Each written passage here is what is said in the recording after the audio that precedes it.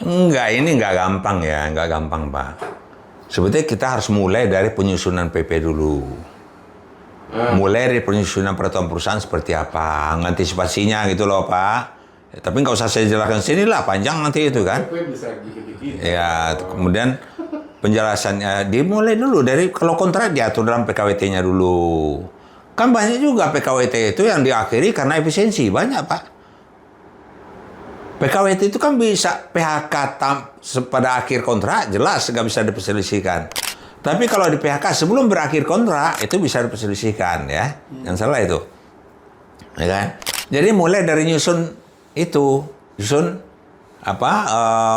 peraturan perusahaan. Ada nggak diantisipasi di sana? Kemudian satu lagi, penilaian kinerja itu nggak ada di undang-undang, Pak. Nggak ada di undang-undang penilaian kinerja. Yang ada itu perintah undang-undang surat peringatan 1, 2, 3, dan seterusnya. Itu ada. Ya kan, di PP 35 juga ada itu. Nggak ada penilaian kinerja. Undang-undang tidak ngatur penilaian kinerja. Kalau ada SOP kita atau sistem kita tentang performance appraisal dan sebagainya lah ya, atur dalam ketentuan pelaksanaan. Tapi dengan catatan nih, jangan tidak ada payung hukumnya di peraturan perusahaan, langsung nongol tuh putusan direksi, nggak sah juga. Karena kalau terjadi perselisihan itu, yang dilihat oleh hakim dalam mediasi pun, perjanjian kerja ada nggak ngaturnya? Nggak ada. Peraturan perusahaan nggak ngatur juga tentang penilaian kinerja. Nggak ngatur juga bahwa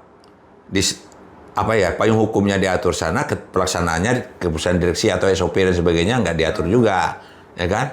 Kemudian yang ketiga adalah PKB, nggak ngatur juga. Undang-undang nggak juga, ya sudah, nggak sah evaluasinya. Yang kedua, kalau sudah kita atur, pernah nggak kita kenakan sanksi? Kalau tidak perform itu, sanksinya apa? Sesuai dengan ketentuan apa? Pasal berapa di peraturan perusahaan? Kemudian kalau dia ngulangi lagi seperti apa? Itu harus diatur, Pak. Kalau nggak bisa. Nanti kan sering saya katakan, jadi kalau gitu, efisiensi itu kan ada dua tuh, pasal 43 ya. 43 ayat 1 itu efisiensi karena perusahaan merugi. Harus dibuktikan dengan hasil audit. Di penjelasan diatur itu. Itu wajib ya, Pak, dibuktikan.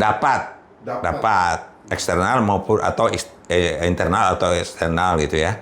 Tidak wajib juga, tapi biasanya perusahaan, kalian tahu lah kalau perusahaan merugi.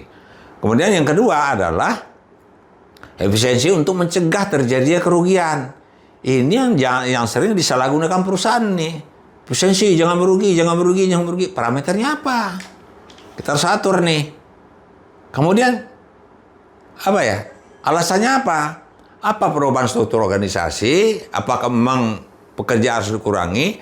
Kembali lagi dari awal. Sudahkah kita petakan secara jelas setiap unit kerja itu perlu beban kerja sekian, tenaga kerja sekian.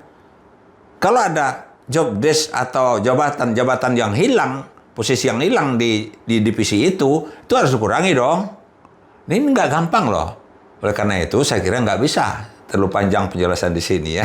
Nanti kita bahas lah efisiensi, PHK efisiensi seperti apa. Ya sebetulnya mulai dari peraturan perusahaan, Pak. Nggak bisa juga, Pak. Kalau nggak dari peraturan perusahaan dasarnya apa? Nanti hakim nanya. Ya kan? Apa alasannya? Di mana diatur itu? Parameternya apa? Yang jadi masalah lagi, kenapa si A, kenapa nggak si B? Sama-sama nggak dapat warning. Kenapa diakhiri? Ya kan? Harus ada gitu ya.